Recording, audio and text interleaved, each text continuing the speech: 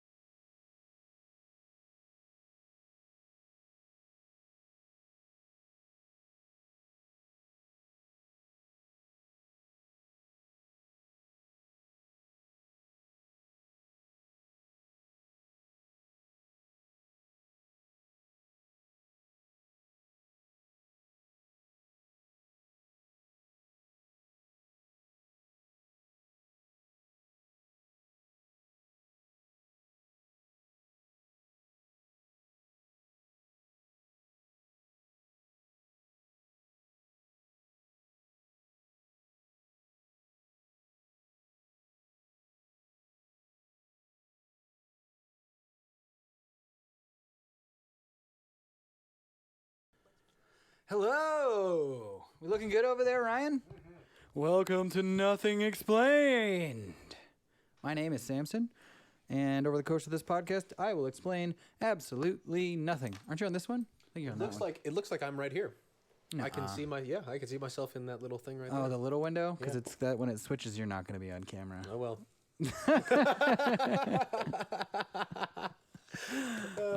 I'm not sure it's switching. It looks like it's not going to switch anyway. So, All right, well. if it switches, I'll let you know. We can live with this. Yeah. For those of you who are watching, turn off the video and just do the audio.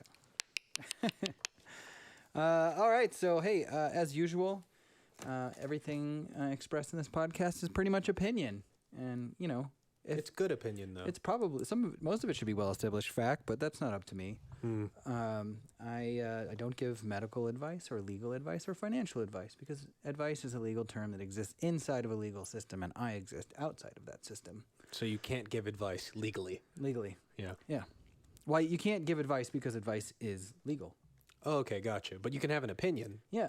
Yeah. And recommendations and things, but it's like literally a word, which is part of what this podcast exists for, because words have meaning, and those meanings change depending on where and what time and inside of what framework you're operating in. Oh yes, that is true. Yeah, so we have to be careful about the words we use depending on the jurisdiction of our actions. Yes, words are spells. That's why. And I would argue that if you're not careful, then you're not being careful with what you intend with your words. Then things will happen that are outside of your realm of experience, I absolutely agree with that. and it will fuck with your life. Has it switched yet? Are you looking over there? It hasn't switched. I All think right. we'll just leave it like this. Let's leave it like this. Yeah. So today, I will be covering the Bhopal gas leak disaster. Ooh, what is that? So in Bhopal, India, in 1984, there was a massive leak of toxic chemicals from a pesticide plant operated by Union Carbide, a major U.S. corporation. Yeah. And it resulted in a massive tragedy, which we'll get into. And it's kind of all a precursor for kind of the general legal framework that exists when you're a company and you do bad things. Like you blow people up? Yeah. You know, and like to what extent does that liability exist? What can we expect from that company to how can we expect them to act? But companies blow stuff up all the time. Yeah, it's not uncommon. This is the biggest one that we know about. Right, right. And I don't know how long it's going to take me to get through what is basically kind of a recapping of the Wikipedia, because I don't think I have time to get into like what's reported, what versus what may have actually happened. I want at least a little bit. Give us at least a little bit of that. Yeah, that's tough to get into because I kind of just started yesterday of recapping this, and I remember my introduction to this was an audio documentary kind of thing that I heard on probably KGNU out of Boulder a long time ago, and they really emphasized how bad it really was and how much money it really should have taken. And I don't think I don't have any of that like really found. But most people don't even know that this happened. So this might turn into a two-parter where the next one I can get into like some of like what really happened in court, because that's kind of the important thing, you know. When you think of an entity and it makes a mistake, you expect that entity to step up and be like, "This is a major mistake." Well, especially if you make an ass load of money. Yeah. Like if you've got the money to pay for fixing your mistake, you should pay. Yeah, totally agree. Yeah. But that's not how things work. Speaking of legal framework, you can expect the company to assume a position which would expose them to the least amount of liability straight out of the gate. So this is the world's worst industrial disaster. And if you've never heard of the Bhopal gas leak, I would like you to take a time and think about that. This is the worst thing that has ever happened in the history of industrial people, human beings. We've never heard about it. In modern world, and most people have never don't even know that this is a thing that happened. So that should hopefully stir some feelings up inside of you, because this is the worst thing ever and you've never heard of it. So what is it, Sampson? well, December 2nd, 1984, Union Carbide plant producing pesticides suffered a leak of methyl isocyanate. Oh, that sounds fun. Right? Anything with cyanide at the end of it. Yeah, and so methyl isocyanate is a precursor, which means like they're working towards one chemical, and there are numbers of stages where you take 1 or 2 or 3 chemicals and you combine them and you get 1 or 2 or 3 chemicals out, and then you combine, other chemicals in there, working away from, here are the things I essentially dug up out of the ground or sucked out of the air, all the way to here is the pesticide that I want. And methyl isocyanide is in the middle of a process. So they were making methyl isocyanide and stuffing it into tanks, and then they would later suck it back out of that tank and then mix it with another chemical, and that would, I think at that point, in this particular process, you mix it with one more thing. But before the mixing, it leaked. Yeah. So, and I have this kind of well told out, so I don't want to skip over orders here. So the immediate death toll is listed at 2,259 people. So there was an explosion. This stuff leaked, and then somehow it caught fire and it exploded? No, it was a plume of gas, and people, we're talking like, and this methyl isocyanate was actually used as a chemical weapon in World War I.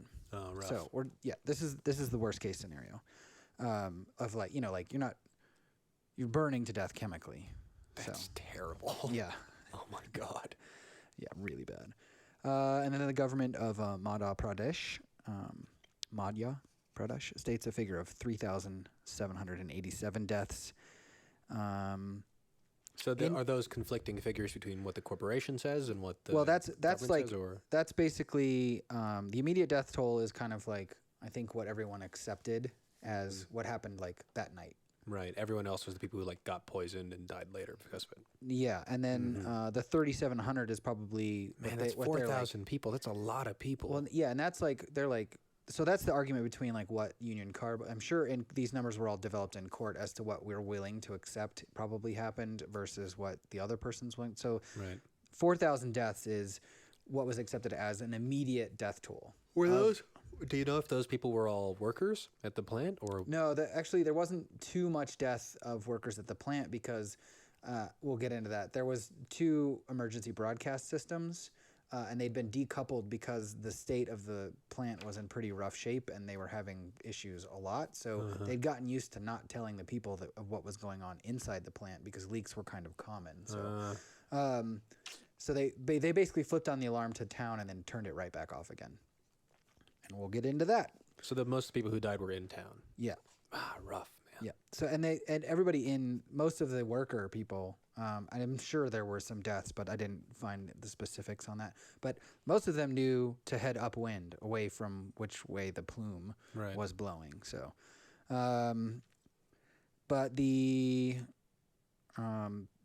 there is an argument over like actual death toll, but basically you'd have to really dig to like try and I could probably spend an entire show making the argument about like what deaths were, but it's reasonably well accepted, not in legal terms, but you know how that situation is of people being like, well, it's probably closer to 8,000 people died in the next 2 weeks and another 8,000 people died over the next couple of years. Oh my God. Yeah. So a ton of people so tens of thousands of people were affected by this. Oh, injuries were that the town was 520,000 people, and estimates of like 20,000 people didn't have a side effect. So 500,000 people suffered some sort of side effect. That's terrible. And it was like 12,000 people were like extremely seriously injured. And the goal of the plant was ultimately just to make pesticides. Yeah. Wow, what a waste way to kill people. Yeah. So, leading up to this, we had quite a few worker injuries due to leaks, including one death.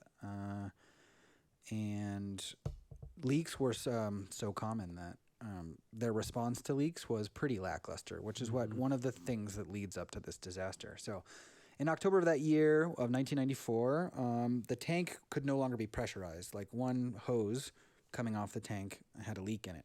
And normally what would happen is that they would pressurize it with an inert gas, and then that pressure sitting on top would then push the liquid out.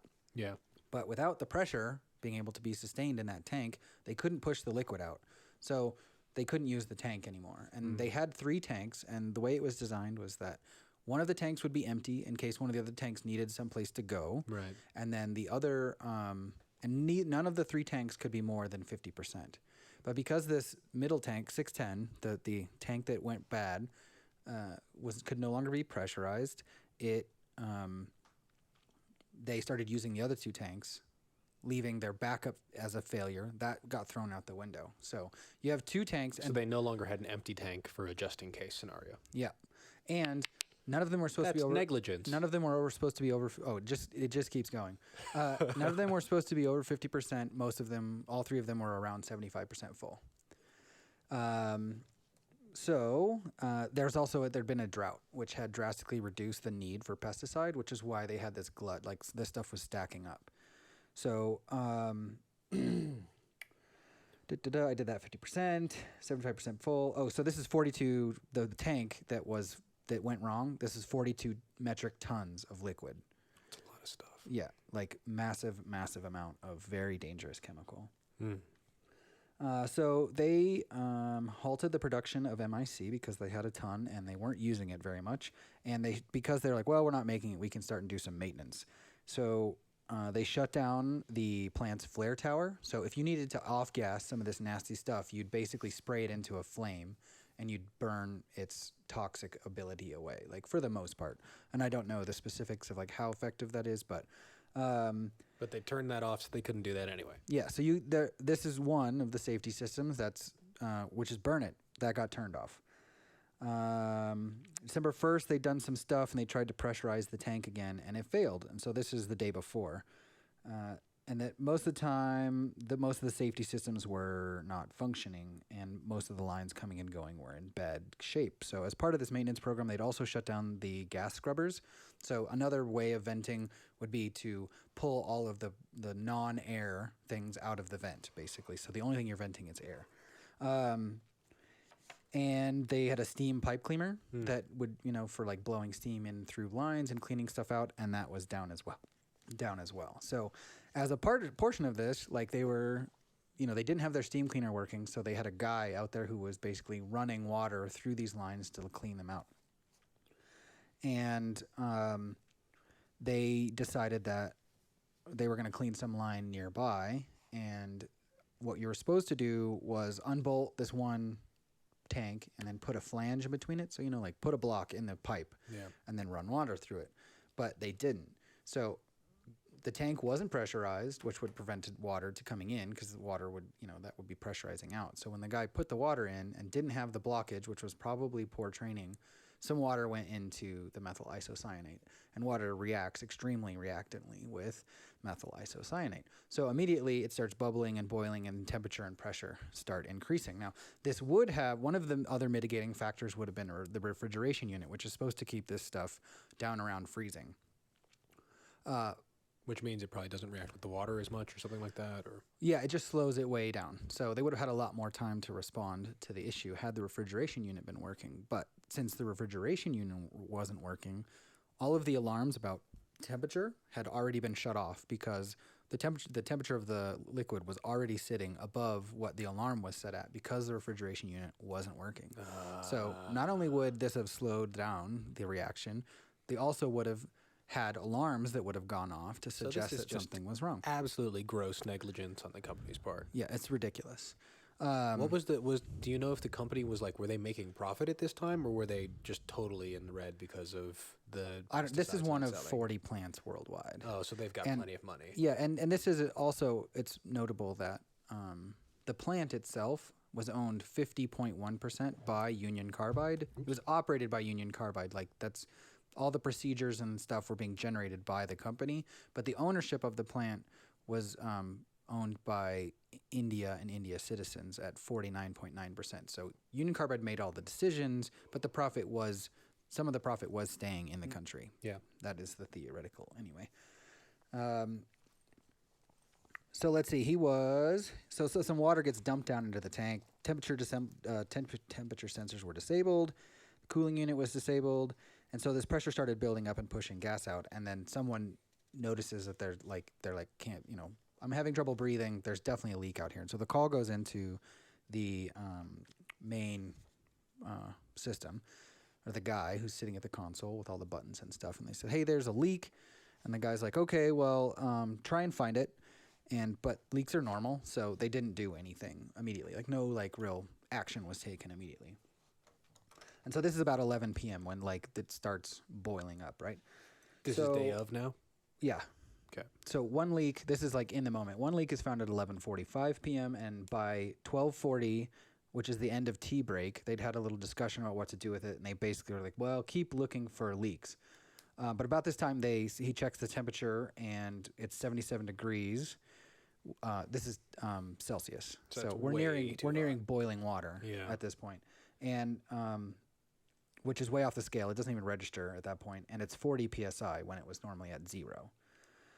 So it's about to explode. Around this time, an employee notices that these are tanks that are underground and buried in cement, basically, and an employee has noticed that there's a crack in the cement, so this tank is bubbling, boiling, and bulging.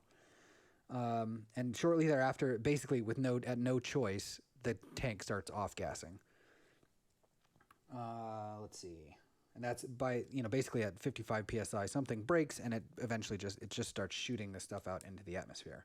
And should be vented through scrubbers, which aren't working. Should have been vented through the fire plume, not working.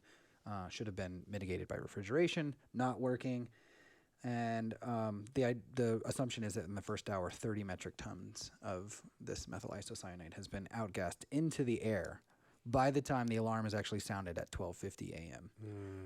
So what happens is they flip the alarm on, and that alarm goes internally to the place and externally to the town. Yeah, the town. But as a product of the fact that they were having so many leaks and everything was in such bad shape, they made it so it was possible to shut off the one outside. So the town got a quick beep, we have a leak, and then basically they shut it off, but no big deal. Not to mention it's the middle of the night, so everyone's sleeping. It probably didn't wake anybody up for the most part. And so I think there was a little bit of time before they actually issued the evacuation, but basically at some point the cloud got tough to deal with, and evacuation was issued inside the plant, but nothing was done outside. So the police superintendent found out that something was happening around 1 a.m. as reported to him by I think people subordinates to him. The word had gotten out that something was happening, but no real communication was happening from the plant to any actual authorities in town.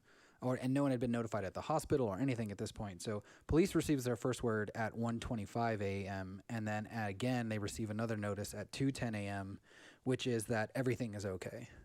And at 2:10 a.m. is basically the tank is assumed to have been emptied. So it was emptied into the air. Into the air, yeah. So at 2:10 there's no problem because there's no more leak because everything is already wrong. Yeah. And at 2:15, the alarm is actually turned on to the public and sounded for an extended period of time. But at this point, the town is already pretty much in chaos. So people have been woken up to their symptoms, and they are running and screaming. And most people are finding out that there's a leak by opening their door to find out why there's people running and screaming, and then toxic terrible. air is blowing in too. So as usual, worst case scenario, the wind is blowing out, blowing this plume over the nearest population, which is a densely populated shanty town, which is probably there because this plant is put up, which brings in a lot of jobs, which are well-paying, air quotes, and people rush to this town for the prospect of finding a job, but there isn't enough infrastructure to have all these people, so they just kind of throw up their own structure. So one step above tent town, shanty town. And they are the first people hit. So, of course, the first people hit by this whole situation are the poorest people in the area. Mm-hmm. So, the main effects of the methyl isocyanate are coughing, severe eye irritation, suffocation, burning of the respiratory tract, stomach pains, and vomiting. Primary causes of death are choking, circulatory collapse, pulmonary edema, which is basically your blood vessels falling apart and inside your lungs. That's a huge deal. Cerebral edema, which is all of your blood vessels in your brain falling apart and your brain swelling. And pulmonary edema, which is your liver being destroyed. And there's a couple other your bowels falling apart, liver falling apart. And all of this is based on the fact that this whole initial reaction started because a guy put water into this tank on accident, and it starts the whole thing bubbling and boiling. Right. So if water is the problem, you can imagine a bunch of people walking around who are 80% water. Everything is just going to be terrible. So anything that's wet, your mouth, your lungs, your throat, all this stuff basically just starts dissolving. And that's so raw. Yeah, it's the worst case.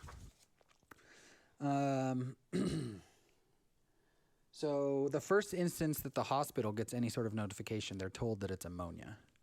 And when treatment did nothing, they pushed for more answers, and then they were told that it was phosgene, which is one of a precursor, or it might be the actual pesticide. I can't remember on that. But anyway, they're told that it's phosgene, which they are somewhat prepared for too. But again, treatments aren't doing anything.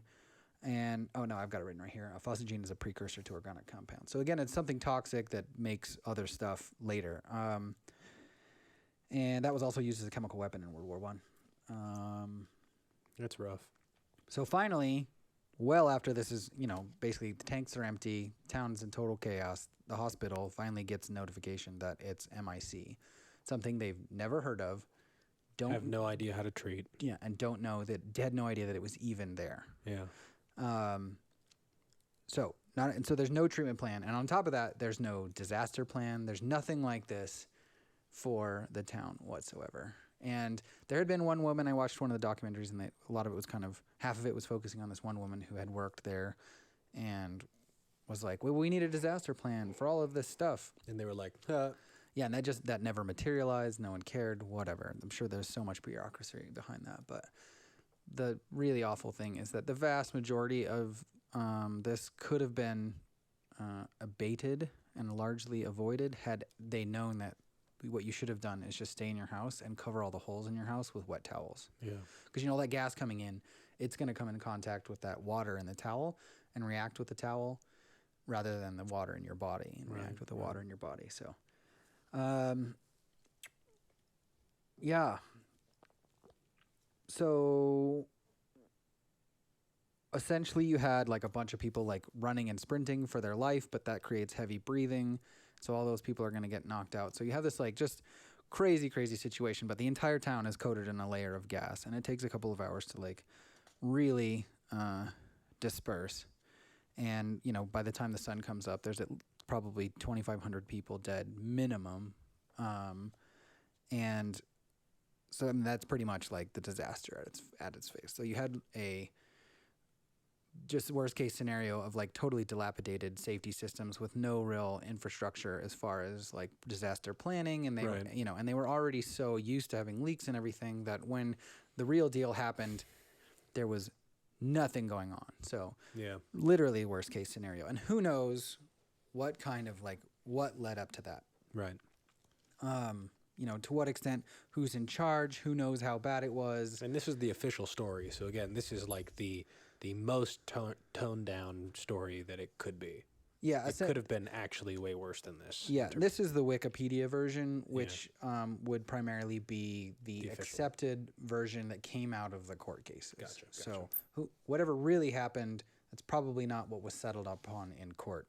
And but that is essentially how history is written. So, and like I said, like, depending on how this all shakes out and stuff, I would like to do some like serious research into what probably really did happen and how that was whitewashed and some of those things, because this is why I want to talk about this, because most people don't know that this happened. And it's still happening all the time. I mean, if you just look at how many oil leaks have happened this year, like serious deadly oil leaks, there's 50, 60 of them. So it's not just that these things are happening, but they can be grossly negligent on the company's part, and they never pay any Do you know anything about the legal case that followed this, or is Yeah, it part and of what you're going to cover too? we're about to get into that too. Cool, So, cool. but I mean, that's kind of one of the things. The big thing with the Standing Rock, the pipeline there, the DAPL pipeline is, those things leak constantly. They're made to leak. They own the companies that clean them up. Yeah, I mean, there's no reason. I mean, no Why reason wouldn't not they? to. Yeah, money. Yeah, and so when you look at the actual infrastructure, what can be expected from it? You can expect it to leak. Yeah. And so that was like kind of the thing about the DAPL was like, you guys, like they're talking about how safe it is and it's not. And the impending media circus that came up around that forced the people building the pipeline into a hurried position because they were trying to get it built before a specific deadline where they would have to come up against another injunction, another inspection kind of thing. And if they could get it done beforehand, basically everything was just, it was too late to really argue in court. And so they were like rushing. And there were, observers, people whose job it was to know like how pipelines are built. And these people are reporting back, like, I'm watching these people build this pipeline and it's terrible. They're rushing everything. This is guaranteed to leak.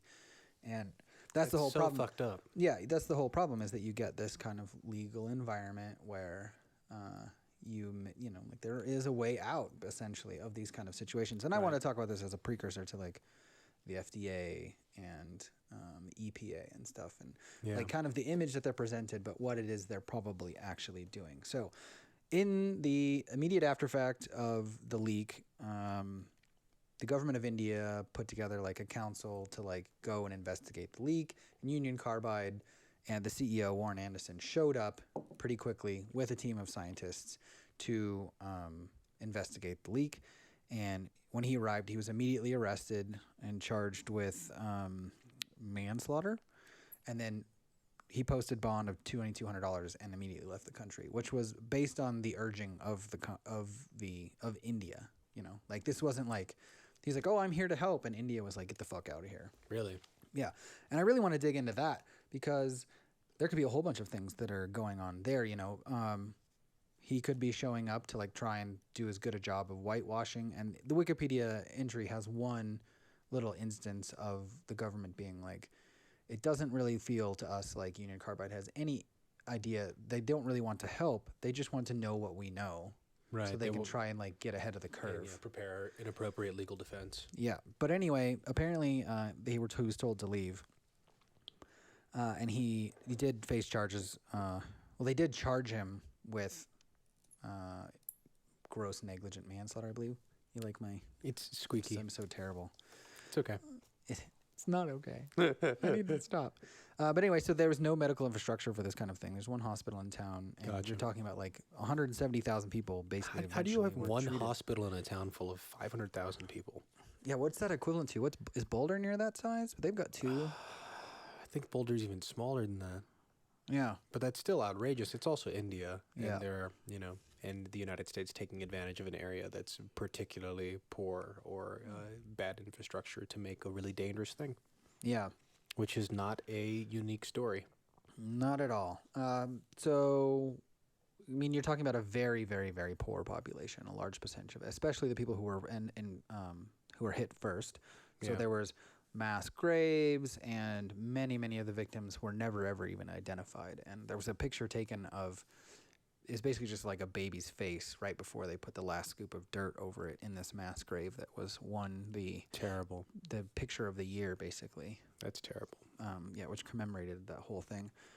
But yeah, so and then the hospital was just like, well, we don't really know what to do, and they just started taking pictures of people, and so there's like a huge catalog of dead faces, like most of which have never been identified. So it was pretty wild. But the government did rally reasonably quickly, set up a bunch of mobile hospitals, and legal proceedings started almost immediately.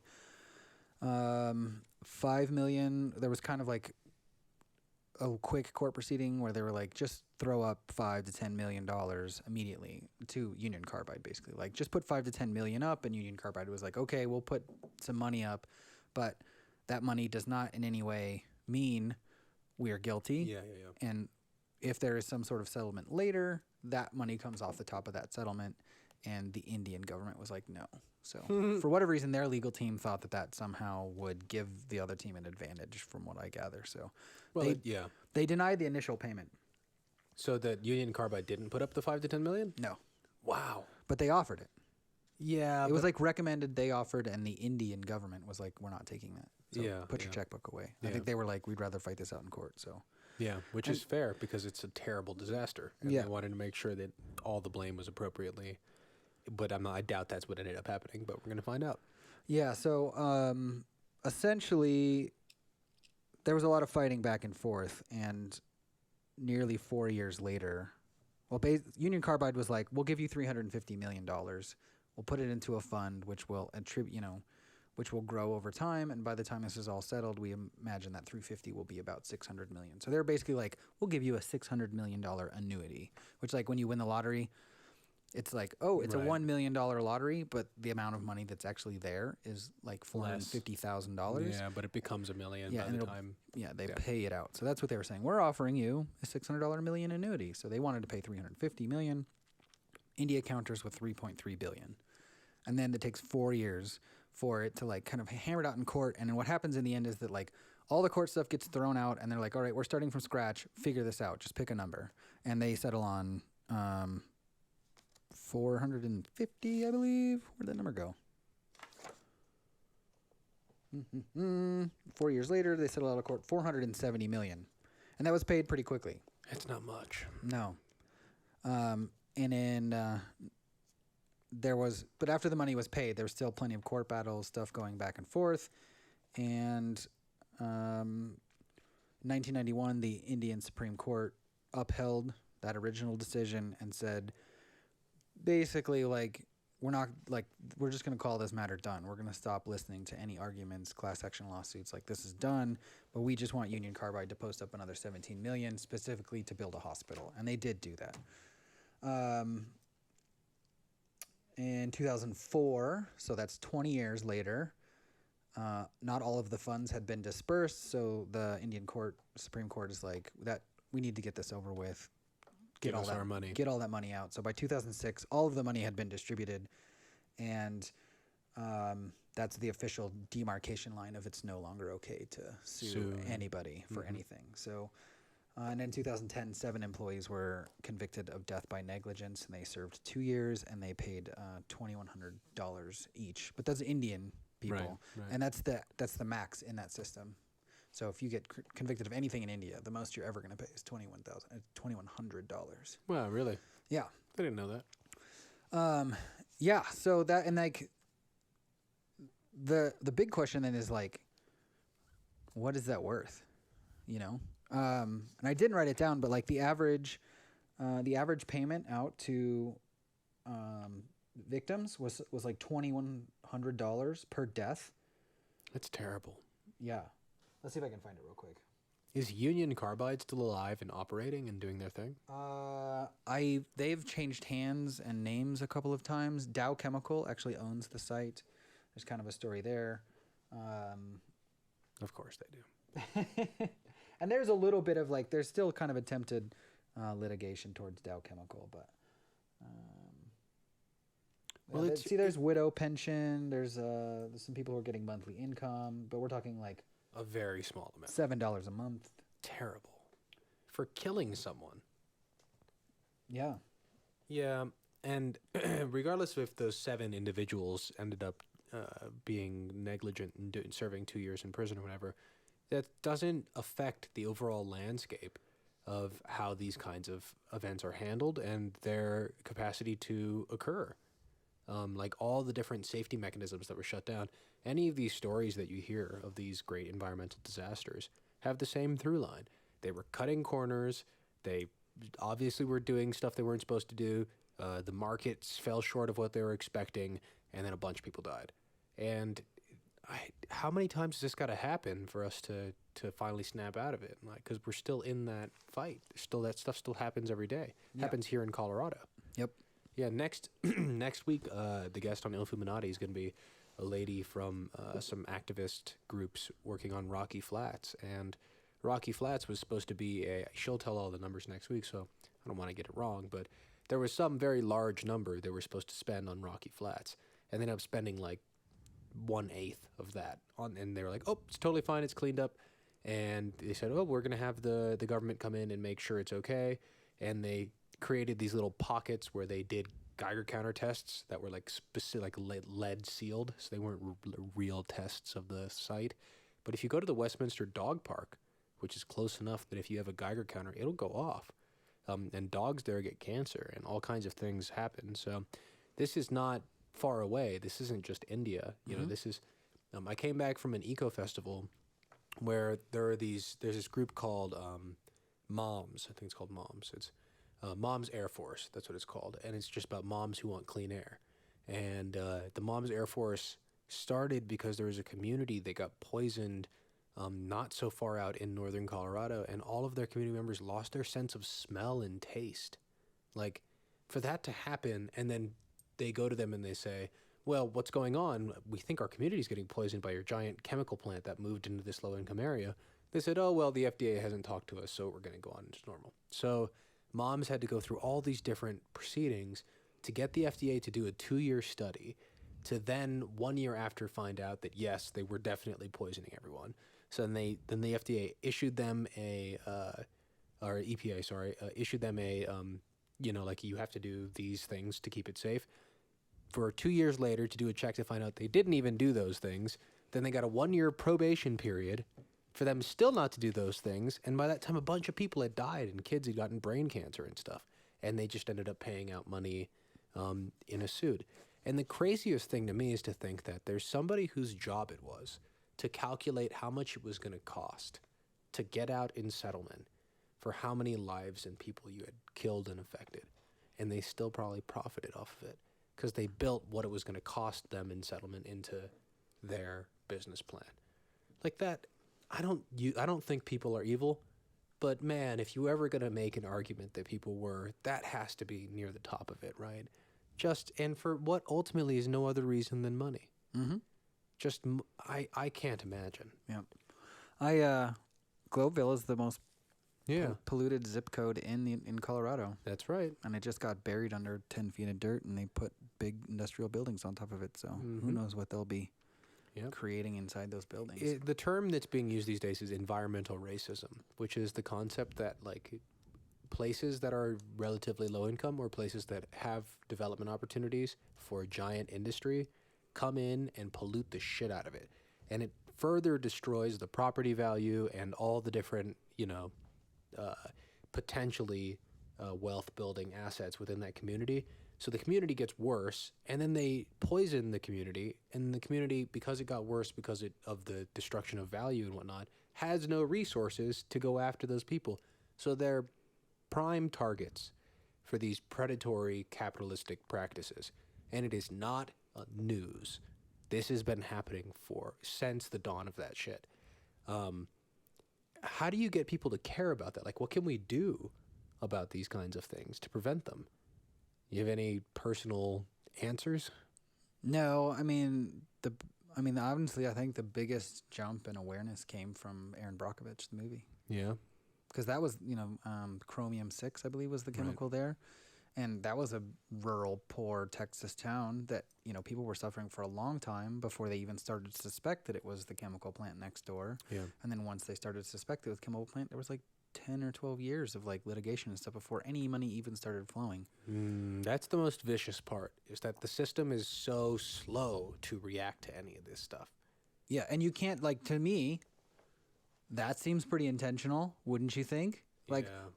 What purpose would a slow system serve other than to serve the offender? You know what I'm saying? People want to say, it's just negligence, or it's a stupid error. Like, I accidentally made the system really slow to respond to death. To other things that were just stupid errors. Yeah, and you can kind of make that argument once or twice. But not the hundreds of times that it happens in a year. Yeah, there's a story of Dow Chemicals Teflon plant. Like, Teflon was like the most amazing thing you could ever imagine, and it was nonstick pans were brand new, and it was the greatest thing ever. And they had a plant, and I believe it was in Kentucky, and they were basically just dumping the leftovers out the back door, and below them were like hundreds and hundreds of acres of cow pasture owned by like 3 or 4 different guys, and the cows started dying and getting weird birth defects, and like shit went haywire. And again, took quite a few years for them to even get into court before. And if I recall, the settlement in that one was like kind of even-handed. It wasn't even. I wouldn't even call it a slap on the wrist. So what do you do? How do you like? You could probably work with organizations that are trying to apply the proper penalties, but based on the way our current legal system works, would you need some special court that just acted really fast on all these things, or what would it take to hold these kind of corporations accountable? Well, the reason I'm having this conversation is because I want the popular narrative about the EPA as a function of good to fucking go away. It's retarded. Yeah, it's not doing that much good. Everyone wants. This is like the classic like. I mean, things are so good, Sampson. I can't understand why you keep having these conversations. They're not. Yeah, terrible things are constantly They're happening. really not. They're really not. Because, like, what people are doing is that they're like, like you're basically shown a picture of a guy with a bullet in his head, and you're told this would be you if the EPA didn't exist. Yeah, and you're like, oh my God, thank you for the EPA, because I don't personally want a bullet in my head. So if we didn't have the EPA, I would have a bullet in my head. Yeah. But But there are people who are affected just like that, regardless of the EPA still existing. Yeah, and my perfectly good example is the Macondo oil well, which was Deepwater Horizon rig in the Gulf. That was gross negligence, and that's like one of those things, deferred liability, because Schlumberger was technically the people who were doing the stress testing, and you test all your wellheads and stuff, and I forget exactly what the key thing that someone was like, this is going to fail, and he put up warning flags, and they pushed him to the side, and then it did fail, and they tried to hide that he had put that warning flag up as all the media attentions were revolving around it. But what is the cost of dumping hundreds and hundreds of thousands of gallons of not only oil, right? Because like the sludge that's coming out of the earth is still kind of earthy. Yeah, and all the chemicals they use to break it down. Yeah, so then what they did was they sprayed Corexit on it. And Corexit is like, the commercials with Dawn dish liquid, right? Where they squeeze the drop on it and it sprays out, right? Corexit is like amazing Dawn. Yeah. And what it does, oil floats on water, and what Corexit does is it breaks the oil down into something that sinks. It doesn't actually... oh, that's terrible. Yeah, so they basically just sprayed thousands and thousands and thousands of gallons of this stuff on the oil to make it sink. So not only is the oil not being cleaned up, it's just being sunk to the ground. And now a new chemical is introduced to the water. And Corexit is way worse than what was coming out of the ground. God damn it. Yeah. And so what is the value of that? Okay, and like I will also add that Corexit is illegal in a lot of places. And one of the main reasons that they used it was because the legislation was impending that was going to stop Corexit from being used anywhere in the world. And the company was saying, we have to get rid of this shit or else we're going to have to pay to like burn it, which is really expensive. We're going to get rid of all of it. Yeah, so I mean, like the EPA does work in the aspect of like, hey, you guys have all this shit. And in order to dispose of it correctly, you're going to have to go through this really expensive process of burning and whatever. As soon as that process is pending, the company is then sort of encouraged to get rid of it as quick as they can. Yeah, and way they can, and it's always extra terrible for the environment. And if you go and dig into that, you see basically like it was kind of a greasy handshake thing of someone being like, we need to like put out the public campaign that we are doing something about this really quickly, and a CEO jumps up and says, I have to get rid of this chemical right away. So I'm just going to start spraying it on there. Yeah. And wheels are greased, and very quickly, like legislation and all this stuff, permission is granted for them to start doing this without any real oversight. So like it is possible for people at that level to get stuff done very quickly. And most of the time it is a terrible idea. So then the opposite's got to be possible too. It's just that the EPA is not functioning in the way that it could be. No. At anywhere near its capacity. And for me, there's no better proof of that than the idea of like, what is the value of destroying the Gulf of Mexico? Like let's say it's 10 years before it's even like remotely back to normal. Yeah. So what is 10 years of a destroyed Gulf? We're talking 8% of the world's water is just crazy. In awful, awful shape for 10 years. Like, what is the value of that? And I guarantee you the value of that is greater than the value of ExxonMobil. Yeah. Or is that... It's probably trillions of dollars. It wasn't Exxon. It was... all I can see is their fucking stupid green and yellow flower. Yeah.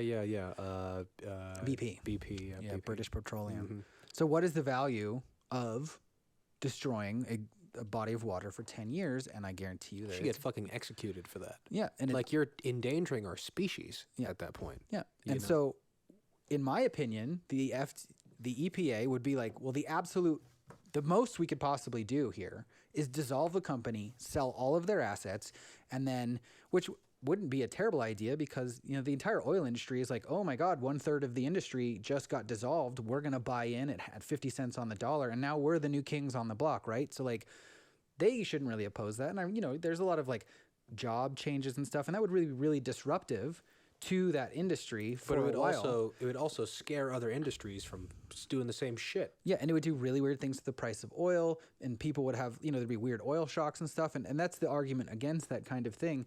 But what else would you do? Because selling the company does not pay for, it's not physically possible and it's not to clean up. It's literally not physically it's not possible. Gonna fix the problem. Yeah. But at the very least, it can have, the only thing you could ever do is come down harsh enough with penalties and restrictions. Like if you literally cut the heads off of the people that caused that and of the people that owned that, like short of that, like doing some really severe shit, and that maybe not kill them, but you know, like have a really severe penalty, people are going to keep doing it. I'm not pro corporate. That's, you know, it's God's thing to judge. I'm not going to go out there and kill people, but I will totally take your company and liquidate it and use all of the funds to do whatever I possibly can to make the situation better.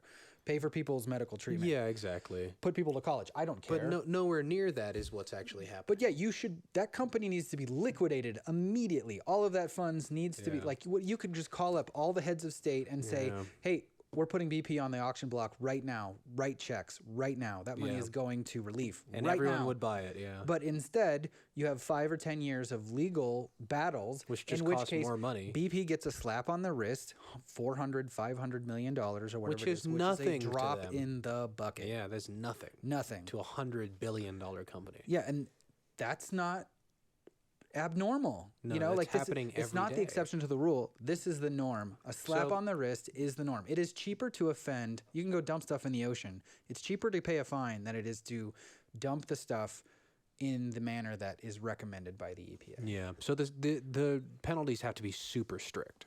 Yeah. That's the only answer. Yeah. And so when you look at the situation, you see that this is very common. You see that the vast majority of penalties and fines and repercussions that are faced to by these industries are, by all accounts, slaps on the wrist. Then we can only conclude that, contrary to what they say, we're looking at what they do. The EPA's job stands to protect industry from I understand. Yeah, I agree. A real recourse of bad behavior. Yeah, I agree. And the real recourse would have to be so severe that it would be obvious that they were doing their job. Yeah. And it would scare the hell out of other industries that do that. There's no argument you could present to me that would say that that's not the case. So what are the other mega arguments are that being that severe would cause penalties in the market that were unforeseen? Like you said, weird spikes in the cost of oil and so on and so forth. You could suddenly have $5 gas, but so what? I mean, you're killing people, and our planet can't take much more of this shit. Like, I mean, so much of what I've been researching and seeing about how we pollute environmentally is just negligence. Like, even if we continued using oil and continued using fossil fuels and all that shit, but we just weren't such assholes about it, that might help a lot in terms of the degradation of our planet and the destruction of species and things like that. But it doesn't seem like that's the case. So knowing that, Sampson, like, never to like put the omen on us personally, but for somebody who's listening and thinks like, well, God, what the hell can I do? What would you suggest? Do you think that they're like, you don't want to, should they donate to Greenpeace? Like, what can we do about it? Raise awareness? Yeah, for me, it's just awareness because I'm tired of people arguing that Trump comes in and he's like, oh, you know, the EPA, whatever. He's talking about these places that are like, oh, we got to get rid of this. Perfectly good example. Trump wants to get out of the Paris Accord, right? And everyone's freaking out. Oh my God, he's like anti-climate change and whatever. And I'm like, the Paris Climate Accord, by its own admission, wants to spend $4.6 billion to correct warming by 0.0 or 0.2 degrees, right? 1/10. So it's like a 1/10. It doesn't actually do anything. It's nowhere near what we need to do. Yeah, and in the Paris Climate Accord is the EPA in the regard that people say we're not doing anything. Oh, sure we are. Look I'm pointing at the EPA right there. They're doing stuff. For us to have the kind of if more of us knew about these kinds of incidents, what's Bhopal? Is that what it's called? BOHAL. So look that up if you're somebody who's listening. BHOPAL. Gotcha. Yeah. If more of us knew about these kinds of instances, then maybe we wouldn't be so fooled by these sort of half-hearted agreements. And there are probably plenty of people who will tell you that at least that's a step in the right direction. But we're sort of past that point now. In the next 10 to 20 years, maybe 30 years, we're going to see such significant changes in our planet that it's going to be a joke that we tried to make such half-hearted change. I mean, it's already happening. We've got record earthquakes and tsunamis and hurricanes all over the world right now. Well, it is an increase from the last 10 years. It's within. You don't think so? What do you think? No, it's all the same. Yeah, same shit. Yeah, I mean, you get ups and downs, but as far as recorded history goes, nothing crazy is happening. Like in the hurricane season, they're like, oh my God, we've never had 3 hurricanes in the Atlantic before. Not true at all. It was in '89, I believe. Regardless of where the actual stats are, which I am interested in looking up and learning more about, I do think it's a call to action that we can't, regardless of how, whether it causes natural disasters or not, this is not, the end game of this shit is not pretty. You can't continue to just pollute and be negligent and destroy people's lives and assume that we're going to be fine. Okay, let's take the other direction, right? Let's say that climate change is directly responsible for an uptick in floods and all this stuff, right? Let's say that's actually happening. What is the most popular, best funded thing to do to correct climate change? Tax it. Yeah, the carbon tax is a stupid idea. Yeah, that's not fixing anything. We would need real systemic change to change any of this stuff on a genuine level. Yeah. But that means a lot of personal sacrifice I'm not sure people are ready for. Yeah, but to me, that is the raising of awareness. It's not okay, you guys. It's not. Yeah. Like what we have is not even close to okay. People want to say, "Oh, I can't believe you complain." Everyone wants to talk about how bad it is or like how we're not free, you know? Like I would totally 100% tell you that you are not free. Like every time you pick $1 out of your pocket, that's you enslaving yourself. Like and it is an enslavement of perception. Like stop thinking that you're free. Stop thinking that this is as good as it gets. Start looking for things that make it better because they are easy to find. The issue is not does the solution exist? The issue is, do you know about it? And do we know about it together? Because it's really our power together that can make that change. Yeah. If we all were aware of these kinds of things and we were aware of the solutions, we wouldn't be as convinced by the media that our politics are solving these issues or are making genuine steps toward their change, and B, we wouldn't feel like we was so hopeless. I feel like that's the other side of it. Is a lot of people see some of this and they think like, well, fuck. That's it. We're gone. Nothing we can do. Yeah. So that's the other side of it is we can't. There are things we can do, but we have to do them together. Yeah, and we are at this stage where I am expecting some pretty crazy upheaval pretty soon, but who knows? But perfectly good example in the local was this guy. I wish I knew his name. You might even know this stuff. But he made a little tiny home village for homeless people. The one that was right over there. I don't know where but there's a version 2 now, but that is a direct, because he was like, I'm going to create a tiny home village and I know that it's going to get bulldozed by Denver City Police and all, like the administration, the state will come and squash this because there is no way to get a permit for it. So they're going to come after me. Yeah. And I know they're going to do it. And I'm going to set up that whole situation for the publicity. And that is exactly what happened. And using the publicity that came out of that, he created the actual tiny home village, which is a block from my house. And it's like a cool little thing. Yeah. So like awareness does have a lot of power. Yeah. And that's the whole thing is like, for example, let's say renewable energy. So like it's not happening on a national scale. So how are we going to get renewable energy? Well, you could team up with your neighborhood. Solar's not super expensive. It's still not like a breakthrough technology, but you could team up with your neighborhood to create like a solar situation and tie stuff together. That is possible. It would take quite a bit of money and organization and it would be very difficult. Well, but you could all do it. Start with The important thing to understand is that if you did that with your neighborhood, they would come and kill it. They would come and they would tear the shit off your neighborhood. You can, as an individual, create electricity and you can sell it to the grid, and you're still taxed on it. You get taxed for whatever you generate, right? But if you got together and really started a sense of community, they would squash that 100% right away. Is there any legal way to do that? No. Because that's what they'd be like, this isn't legal. They would come and they would squash that. But like that happening, you should prepare for that to happen, and you should have all the publicity and everything already up and running, knowing that that's going to happen. Because that's real change, is showing people, I tried to make a real change and I got squashed. I feel like the only way to make any difference is to do that. You're right. And now that I think about it, that the big push there was an unused lot or something like that, maybe 3 years ago, right? that gentleman built a bunch. It was like during the snows and all that stuff. He built shelter for homeless people, and they came and the police literally burned it down. And that was enough publicity for him to make this small home village, tiny home village. So I do think awareness can have that impact. But you're right. I think we have to use the media machine against them. We have to turn the tide of public awareness, and that alone should be enough pressure for at least some politicians to give way, and get the policy passed to make it possible.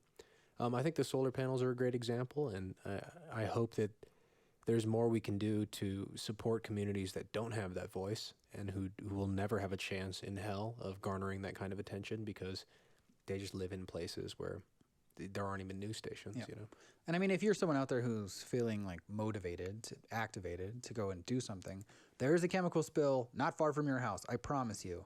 And anyone can go, figure it out, find it. There's probably some sort of EPA report you can find that it's been tracked, but it's not being publicized by anyone. Mm-hmm. You can publicize it. You can take your $10 and donate it to that disaster. And if we all worked on our own localized issues around the state or around the country, and we all fought back a little bit on those localized community levels, it would really change the overall landscape of what was going on. Yeah. Yeah. And I think companies would feel less likely they could pollute in that way. Yeah. Also, if you're interested in stuff that's happening in Colorado and movements that you can take part in that do make a change, check out Il Fuminati next week, because we are going to have some folks on talking about Rocky Flats and the radioactive waste going on up there, which is not very far from here. Yeah, they pumped radioactive waste into the ground, and then they intentionally melted their nuclear reactor down. Yeah. So they lost in court, arguing that it was not negligence and that it wasn't destroying the environment. And now they're opening a national park up over the land. And the parks and a couple of people from the government are saying, you can't even step foot there, you'll die. So it's really weird, and you can learn more about it next week. Which I think that's a good thing to finish on, too, is that like cigarettes don't kill you when you put it to your mouth, but cigarettes do kill you once you've put it to your mouth enough times. And there's this very interesting gray area of exposure. And in terms of like pharmaceutical drugs, that's called the LD50. Like, how much do you really need to take to kill you instantly? Yeah. And as long as you don't kill people instantly, you can pretty much do whatever you want. It's not a lethal chemical. Sugar is probably the most dangerous chemical on the planet because everyone's consuming way more than they should, and it's all of the heart disease, all of the LD50 obesity. is super low or high or whatever it would be. Right? You can't eat enough sugar to kill you right away. Yeah, totally. Yeah. So I mean that's kind of like the legal framework of like you there is this like, oh hey, and it gets really creepy out there, people, when you really start digging, because you find companies that make profit off of sick people are often investing in chemicals that make people sick, you know. So the money game is raw. So anyway, get informed. I hope that you've learned something, you know. I hope you felt something. And it doesn't all have to be, you know, heavy when it comes to the way that you support your community. I'm just going to throw a tag out there. The costume ball, which the WeAreDenver is helping to It's our next project. So let's get positive. Produce. Well, the thing about that, too, is that actually all the proceeds from that are going to go to help I'm forgetting the hospital, but it's a children's burn unit. And if you saw the Christina Kennedy episode, she works as a nurse at the burn unit. So she's raising money for various organizations that help children who've got severe burns, chemical or otherwise. So there's other ways to help in your community. You don't just have to go and protest or something like that, however much that may or may not do. You can go and support events of people who are raising money for really cool causes. So go out, find it, check out the costume ball, October 14th, 7 p.m. to midnight. Yeah. All right, so I think that should do it. I haven't really explained anything. Nothing changed as far as I know. You did a great job. Next week, I don't know. We'll see. We're back in podcast land, so I need to start putting out I've got quite a few people interested in being a guest. I just haven't gotten organized. And if I can't get someone lined up for next week, I might just do like a part 2 and just do a list of other disasters worldwide that would just like rock your world, which would be good after we do the Rocky Flats thing, because I know that's a really big deal. So yeah, I would like to, nationally and locally, I'd like to learn about all the kinds of stuff that's going on. I had one of my favorite teachers of all, Mr. Predovich, was my biology teacher my sophomore year of high school, and one of his jobs was being a machinist, and he used to make little titanium bolts at Rocky Flats. So I have a personal connection to that place. Nice. Nice. I know a couple of my friends' dads worked at Rocky Flats, so Yeah. and worked in the cleanup. So anyway. All right, well, let's get out of here. This has been Nothing Explained. I'm Sampson, joined by Ryan Fu, host of Illuminati, another podcast on the We Are Denver podcast network. Big up to Rich in his wonderful, beautiful space, Ghost House Studios. If you're looking for a place to record, there is no better place in Denver. I don't know that, but I'm still willing to guarantee it. Thank you, guys. Love and peace. Love and peace, y'all.